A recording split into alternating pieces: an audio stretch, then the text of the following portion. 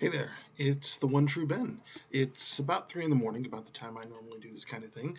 So, pardon me if I'm a little quiet. I'm in the house this time, not out in the study, and it's because it's my God, cold and windy, and I don't have a heater out there right now that can handle that.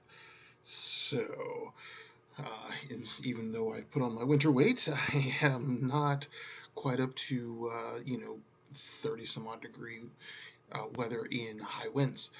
Um, Even my fat ass is not up to trying to deal with that. So I just thought I'd share with everybody what I'm up to.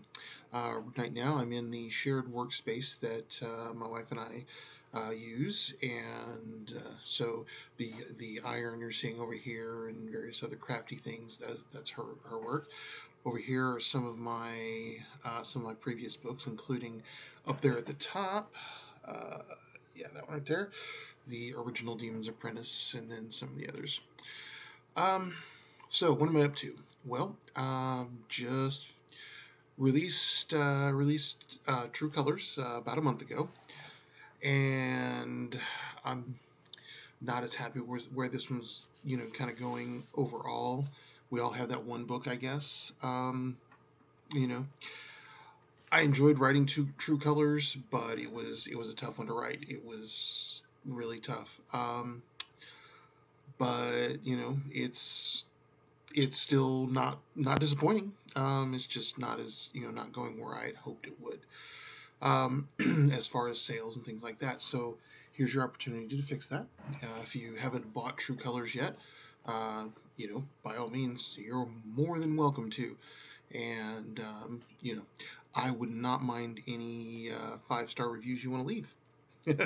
So, or what actual honest reviews there are. I may not read them, I may not like them, but yeah, I'll always look at the 5 stars and say. So, I just finished the outline for Reign of Angels, and um, wow, this was an interesting experience. This is the 7th book in the Demon's Apprentice series. The first one, I completely pantsed it. I mean, I was just like, well, okay. I tried writing notes, but it was off the cuff, and there was a lot going on with it. From there, ever since then, Page of Swords, Vision Quest, um, Charm School, Prom Night, True Colors, all of them I've pretty much worked out. And truth be told, I had the end of Reign of Angels in my head done. I had the last line, uh, you know, figured out years ago when I first started writing, and I had the idea kind of in my head for the Bible for this first arc of the series. And so that was, I've been waiting to get here for a long time. And when I sat down to start writing the outline for it, I had a lot of stuff in my head from previous books, things like that I wanted to put together, tie up, things like that. And it's amazing to me how all of this tied together, how amazingly well a lot of these storylines just kind of wrapped themselves together and said, this is where this has been going all this time. And I was just going, well, that's kind of interesting. So it's been a very interesting process. Just I got this one done in a matter of a couple of days. I started working on it Sunday evening, and a little bit here and there at work, and when I had time, and just suddenly tonight it's done. And I'm sitting here going, well, that went quick. And again, it came. There's some things that came from some unexpected places that I was not really. I didn't see that coming until I sat down and started thinking about it and going, well, yeah, that actually makes sense. That has to come from there. And so I'm really looking forward to writing this book. I'm hoping it goes faster than True Colors did, which took me 9 months to the day. I released Prom Night on March 25th and of 2018, and I released True Colors on December 24th, 25th of the same year. So 9 months. I'm hoping this comes up a little faster, maybe 6 months. Who knows? If I'm wildly optimistic and go 3 months, I'll get it in 3 days. No, that shit ain't happening. But I'm hoping this will come a lot faster because it just feels that much faster. So now I'm hearing a lot of I'm members of writing groups online, on Facebook because that's what I do. I'm still a Facebook writer, and I see a lot of posts where people are going, should I do this, or does anybody else do that, or blah, blah, blah. And, I found over the years, talking to other writers and things like that, there are as many different ways of writing as there are writers. I mean, everybody's got their own process. Pardon me while I'm marginally healthy for myself here and hydrate a little bit. But my process tends to be thus, because I know a lot of writers who use Scrivener who just love the way all these little things you can do with it, and I guess my writing process is kind of simplistic. First off, when I go to outline, pen and paper, read fast, read my crappy handwriting. This one ended up being, now I originally counted 6 pages, that's 12 front and back. 1, 2, 3, 4, 5, 6. 6 pages, actually 11 when you front and back, because page number 6 is only the front. Although I still have a little bit left to do, kind of epiloguing out. But I get to the part that I had already in my head, the end. I was going, okay, we're here. A lot of things are going to happen in this book, and so I write mine down. I do my writing, write mine down, but by hand in my outlining phase, which means I've got a lot of stuff going on in the margins, and then I have to carry that notebook around with me everywhere. Otherwise, I'm going, what's supposed to happen next? Because I've already got the whole story down. Now, a lot of folks, say you should never, or never ever tell everybody or talk about your story. And maybe that's a thing for some people. If it is for you, hey, that's great. Do your thing, be you. This is why I am the one true Ben. I am myself. I am owning my process, owning my creativity. And the way I look at it is, for me, when I put it out there, when I put the story down, I guess a lot of people are going, oh, I've already told the story and now I'm just not going to be interested in it. I don't like to give myself that excuse, simply because it is an excuse. It's basically an excuse to not write. And I want to do this for a living again. And so I can't give myself the excuse of, oh, I've told the story, now I can't. No, that's bullshit to me. Not necessarily as bullshit to you, but to me, that would be bullshit if I did it that way.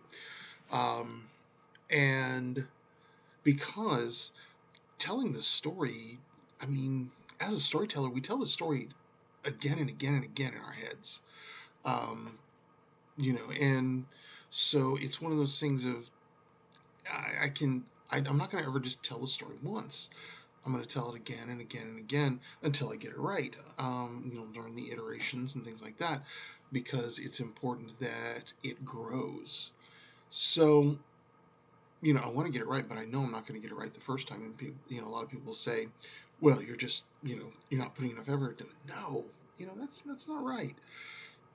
Writing is one of the few things where we don't give ourselves permission to get it wrong. Artists sketch, and I've said this before, artists sketch, musicians practice, theater actors rehearse, sculptors do mock-ups. I mean, every single profession there is out there that is creative. I mean, painters, sketch or redo, or they have things that helps them take paint off canvas. I mean, but we writers are in a profession where one of our very first tools of the trade has a correction instrument on the end of it, and that is the eraser on the end of a pencil. I mean, we are supposed to edit. That's what editing's all about. Is fixing it, getting it right the second or third time, and going through and sanding the rough edges off of it. I mean, carpenters have sandpaper. My God, because they know they're going to have rough edges, and they know that they're going to take those rough edges off. Where we as writers don't give ourselves permission to to fix and go through and redo, and I'd rather get it right the first time. No, I don't. I can't see that as working for me. So yeah, I will go through. I will write it down. I will write it down longhand, because for me there is a certain flow to the ideas as I'm writing. Because I grew up writing cursive, and that's to me how I originally started being creative. But I'm also very mindful that when I'm doing that, I'm writing the outline, I'm basically telling the story in a macro sense. I'm kind of up here talking about things that are happening down here. So instead of describing Chance walking into a room and having this, I say, Chance and Leo, have a conversation about these things. Leo tells Chance these things, and it's a macro view. So I'm missing some of the details that I might see when I'm down in here, basically in the room with Chance and Leo and describing the conversation and getting it down to the brass tacks. And I think sometimes you have to see a story from that point of view, from up here first, so that you can see what has to happen down here. Okay, I'm going to do this while I'm in frame. Up here, so you can see from here what needs to happen down here in the storyline, so that you can craft it here correctly. So you can put the things in the scene, you can put the information in the scene that needs to be brought out right there, right then and there, and as close to the first time as possible. I mean, I'm all for writing as few times as I have to, but I'm also not going to say I'm only going to write it once. No, that's that doesn't work. Editing is a thing we should do a lot, and so so there's that. And then when I get into a scene, into the various scenes, yeah, I change things. I change a lot of things. Because, again, when I'm up here, I can't see things that I'm going to find down here in the room. When I'm up there looking through the roof, I'm watching the play happen. But when I'm in the room, I'm actually seeing the things happen, and they work very differently. So, and then I usually use a Word document and put it in Google Docs, and I have that one long document from beginning to end, which may not be the most efficient. It probably won't work for everybody. And for some folks, that's what Scrivener's for. That's, I'll just do this little bit, this little bit, this little bit, and then Scrivener does the rest. I usually have an idea of where the story's going to go. That's one of the advantages to me of being a plotter, is I can go through and I can say this chapter, this chapter, this chapter, this chapter, because I know fairly well from here to here where the story's going to be already, and I'm not having to go back and just, I'm not acting as a chronicler of shit I make up as I go along. But again, that's me with the idea of you have to own your creativity. Your characters aren't telling the story. You are telling the story that you are making up with your creations. Because your characters are your creations, you can control them. You just know that within the integrity, they're going to do certain things certain ways. And you know that so well that you can predict how they would react, as if just like any other human being. But, I wonder sometimes these people say, oh, what's their favorite. They can tell me what their favorite color is. They can tell me what this is and that is. What their blood type is, what color every hair on their head is, what their favorite song when they were 6 was, and on all that. But I wonder sometimes, do we know things like what's your character's favorite food? What is where do they differ from you as a writer? For instance, in my case, Chance differs from me in that he loves spicy food, loves food that hurts. To him, the more intense, the better. To me, anything beyond black pepper, and I'm going, and then I'm going for the bread and milk, and for long fire on my taste buds. I believe food should not hurt. Chance, on the other hand, oh man, the harsher the better. His favorite candy is cinnamon. And he likes really sharp, bitey, flavors because that's just him. He's intense like that. I have wimpy taste buds, which is kind of funny because as I get older, they get less wimpy, I guess, because they become numb. All the crap of a lifetime of tasting bland shit, they're going, give me more. So there are the things we do there. But yeah, again, I do one long document, and then I go through and I edit it. I will do some editing as I go if I feel the need for it. If I go, oh, I need to have this, I need to have Chekhov's gun in this scene way up here, because I'm going to be using it here. And so, yeah, that's another thing is that that whole idea of, oh, we look like we're fucking brilliant. No, here's what we do. At least what I do is like, oh, I need this to happen in this scene. So what I need to do is plant the seed for this further back, and then suddenly that happens, and oh, it looks like I knew I was going to, Chekhov's gun. The thing is that the people don't know is that Chekhov's gun usually gets planted. If it happens in Act 3, the writer didn't know about that until Act 3, and then had to go back in time, travel back in time to Act 1. We are time travelers. So, yeah, we kind of, that's how we get there.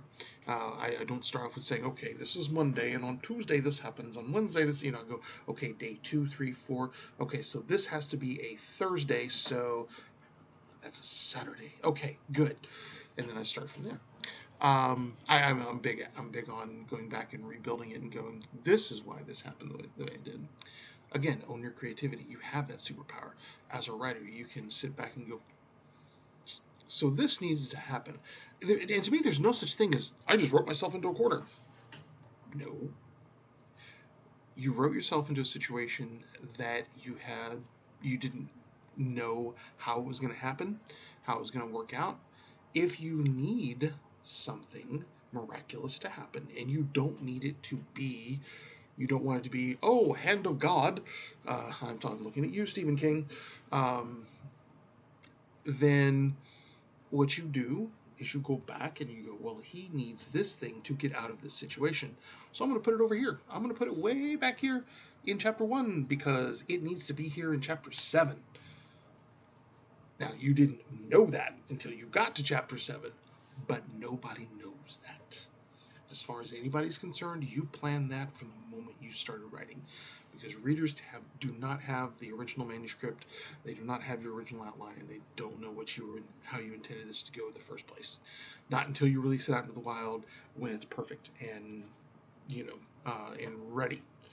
Otherwise, it's, oh yeah, that's how I meant that to happen. Yeah, it's kind of like a cat that falls down and gets up and looks around like, yeah, that went about like the way I expected it. That went off perfectly. Yeah, no, that's us. I mean, we do that. So then once I get the writing done, then I'll go back and I will nitpick at it. I will pick at it. I will pick it apart, rip it apart, shred it, hurt it, make it scream. But I guess to me too, I am crafting a story as opposed to having a child. It's still my baby, just like a woodworker, a chair that he's been working on for 2 weeks is like his baby. Doesn't mean that he doesn't love his craft, but it's just, and doesn't mean I don't love my craft any less than you do. And truth be told, that gets back to me with the whole idea of writing. You treat your writing like a marriage, not like a booty call. You don't go, hey, writing, what you doing tonight? You want to go out, get jiggy? So yeah, that's why I try to write every day. I don't always succeed, but I try at least to get something going on. I write as often as I can, as much as I can, whether I feel like it or not, because even if I don't feel like it, all that is me telling myself how willing I am to give it my best effort. Am I still capable of giving it my best effort? Of course. I still have that superpower. I still have that ability to write. But it's just a little harder to give that. But I can. And when I do, even if it's like, it's like trying to pull rocks out of my chest. Even it's like, I'm going to write this word, and But then I go back and go, man, that's some pretty damn good words. That's some fabulous fucking words. I kicked some ass there. I hated it, but I love it. The process isn't what gives us good work. Sitting down and just like, oh, it's flowing, it's great, it's grand, it's awesome, which I love. I love those moments. I have them, but I don't require them, because I realize I'm still good. I'm still a good writer. I still have all the skill, and none of it's left me. None of it's, I'm not waiting for the writing fairy to magically go, ping, you can write now. Suddenly your skill level's a 7. Okay. It's like I'm an absolute moron until then? No. So yeah, my process is constant. Try to be constant, try to be, but most importantly, finish the damn project. Get it done. Otherwise, you're going to be sitting here working. I've been working on my novel for 17 years, and I'm up to chapter 3. You don't want to, I want for people to be able to finish their stories because they work hard on them, they love them. And I want to see if you did good. Granted, it may suck, but you know what? We don't start off good at this. You got to write that first bad novel. Believe me, I wrote my first bad novel about 20 years ago. Boy, it's still pretty bad. I went back and looked at it. God, it sucks. I do a lot of telling and not, a lot of telling and not a lot of showing. Hydration. So, what else am I working on? Well, working on a superhero story with my best friend Ronan, which is fun. I love those writing sessions, because Ronan and I have been working together for years on this. And the city that Chance operates out of, New Essex, was originally something I'd created for a game setting. Ronan came along, saw some potential in it, and said, let's do these things. And suddenly New Essex became its own character. And it just really took off. We've been working within that setting for decades, since 1991 or 2. Long time. Long time. And so going back to New Essex with Ronan and writing Lau, one of my original characters, which really gave me a lot of insight, because when you're playing a character that is not white, because Lau is, most people would say he was Oriental or Chinese, but he's actually Mongolian, but most people can't make that distinction.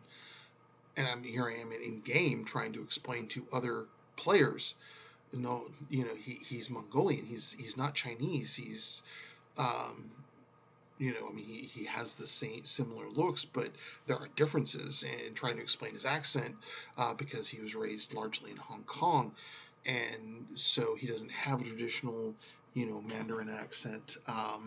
He grew up speaking English and Chinese, and I decided to give him a specific accent that was not Chinese because I couldn't do it. I couldn't do it justice. So Lao sounds something like this because his accent comes from a lot of different places. So it's not exactly Chinese. It's not exactly British, um, but it is a mix of many things. And Lao has his own voice. And I don't do it to mock, but I do it to show a cosmopolitan accent for him. Um, and because that's how he sounds in my head. That's what I hear. Um, and writing Lau again as just this brilliant detective, and an actual, at this point, he's now a father.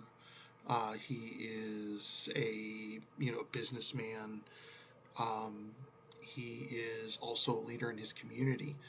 And it just writing him now has become this really beautiful process, because I know the character, I know what he's going through, I know, and he's just writing it with Ronan, who has all these details that he brings into New Essex, um, you know, that, and then he has his characters that he brings into it, that I'm going, okay, so, because there are times I have to go, okay, what would Enforcer do?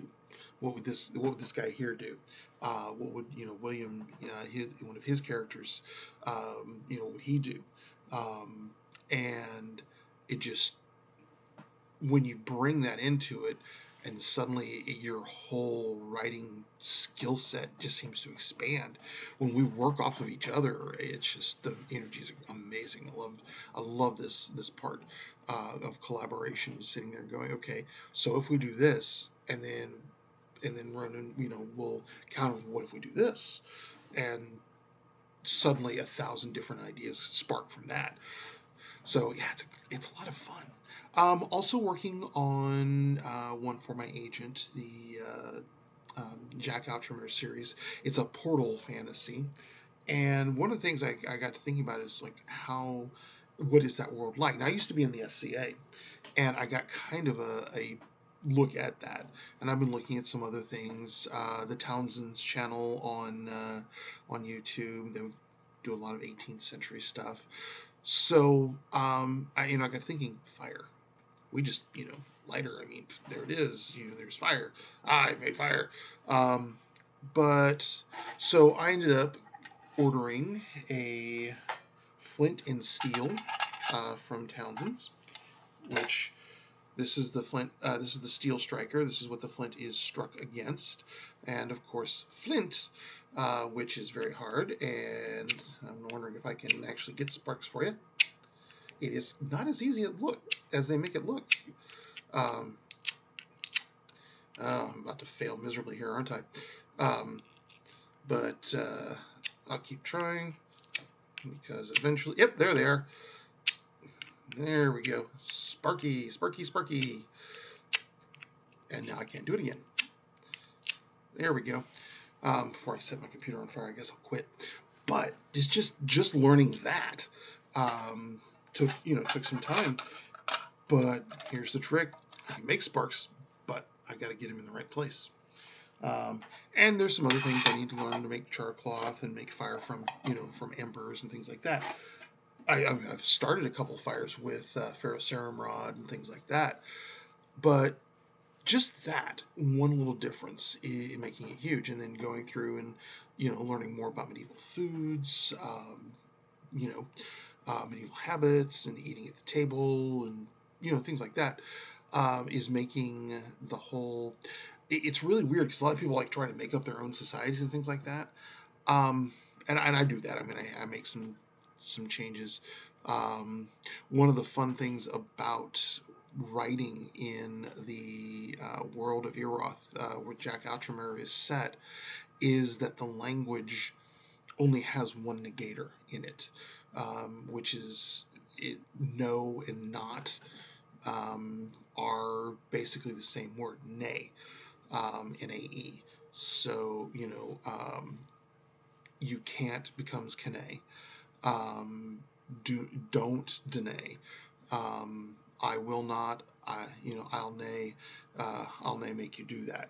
So it's really interesting writing things like that, because then it makes you look at words like never in a different way, because that's kind of a contraction of not ever, I guess, in the way I think about it. So it's nay ever, and just just a lot of things like that.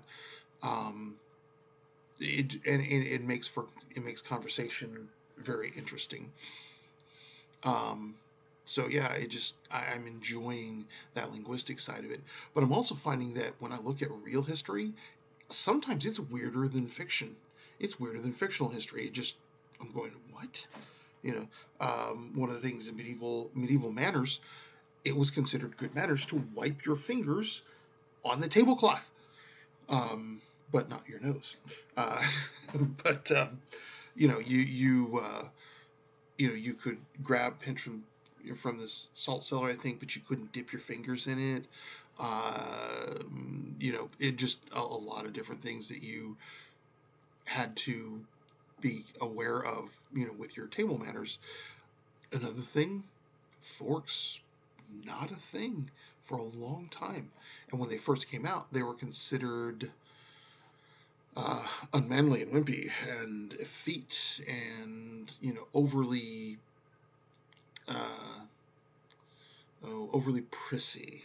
These are the things of fops, because the French did it, and the English are going, we're can't do it. It's like, oh, the French do it. I'm just going, and the French are going, you silly English. And it's like, you are stabbing your food with knives. Well, we are stabbing it with forks. So fork ye. It's just, so spoons and knives were what people ate with. I tried doing that once. That takes some getting used to. Steak, but medieval, with medieval food, food and eating, you were more, more inclined to actually touch your food. Picking food up and eating it was a thing. Whereas now we're like going, oh, I must eat this way ever so daintily because it's good manners. They were going, they ate like Klingons, and so it's like, hey, that's pretty cool. So yeah, I'm learning, trying to get a little bit more medieval mindset in certain things, learning how they did things. Thinking that eventually some friends of mine and I are going to do a series of like videos and articles on how your D&D character does things. Hey, this is how your ranger starts a fire in the cold. This is how your cleric would have fixed your arm, or this is how the mage would have made paper, because paper, a thing. I mean, learning to make that, there was a whole process behind that. I actually learned how to do that once. I never actually made paper, but I learned what the process was like. So, I mean, it's really kind of cool. Let's see, what else am I doing? What else am I working on? So I've got Reign of Angels, New Essex, and Jack Altrimer.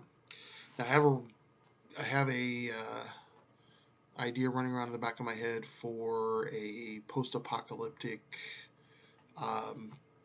just a death and destruction, fun, and something maybe science fictiony too. I had a really cool dream where fighters, fighter craft were living beings, and you got into them and helped, and you flew. Psionics was an actual viable science, and there was every ship had a psychic or two, or a psionic or two, and it just I'm still having that building around, running around in my head, because I love good sci-fi. I love bad sci-fi. I love pew pew sci-fi. I love deep, make me think sci-fi.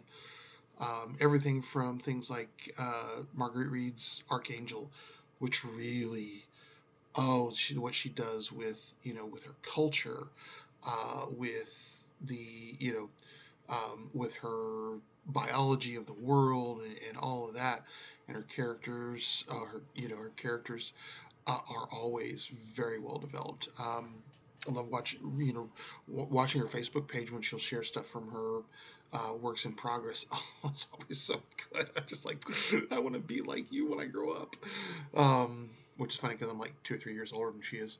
But all the way that to, you know, I read like Glenn Stewart's Starships Mage series, which is good political, political, and involves magic in space, and you have to read it. To John Campbell's Lost Fleet, which is a good one. It's a good, enjoyable one. I like the military tactics. Um, so I love a lot of good worlds, and I've got um, so it makes me want to go. I could write that. I could write that.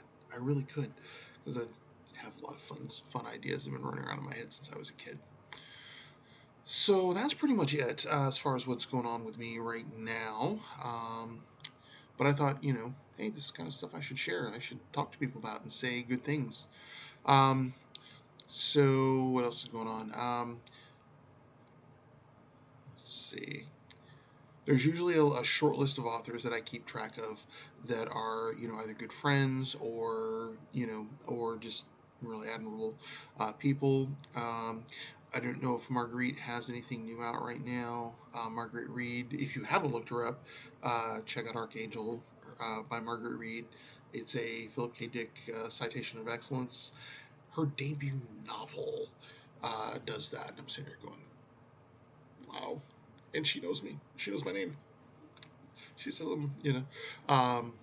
to my buddy J.M. Guillen, who is releasing his second Herald of Autumn, which Jason's writing style is very lyrical. I love it. I love the way he plays with words. He uses words a lot like music. He just has a very lyrical, way of describing things. It's a really engaging type thing. And then Ronnie Verdi, I think he has is it Grave Tidings, Ronnie? You're going to have to correct me on this. He has another of his Grave Report, which is really good, and he's got another couple of good projects out. Look him up, R.R. Verdi. And call him the Otter King if you talk to him, because I promoted him to that.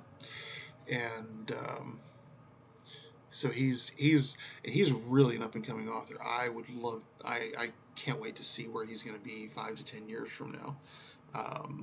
So really exciting stuff there. And so that's pretty much it. Okay. So if you like romance and erotica, one of my friends, KL Fast, and her writing buddy, MK Moore, always have good new stuff out. So a couple of very passionate young ladies.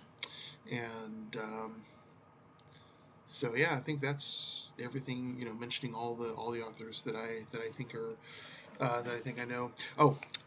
E.M. Irvin. My goodness, I can't. So many good authors that I know. It's hard to keep track of all of them. E.M. Irvin has her third book in her Nasaru Chronicles out right now. So all the good stuff. So, okay, well, that's me. It's getting on to 4 o'clock in the morning. I should have been in bed long ago, but, I am a night owl. So, trim the beard up. If any of you know me from my day-to-day, it was down to here. I decided that was just a little too epic, and that it was time to shave it up a little bit. And now I realize exactly how fat I've gotten over the winter. So, it looks like it's going to be time for losing a little weight.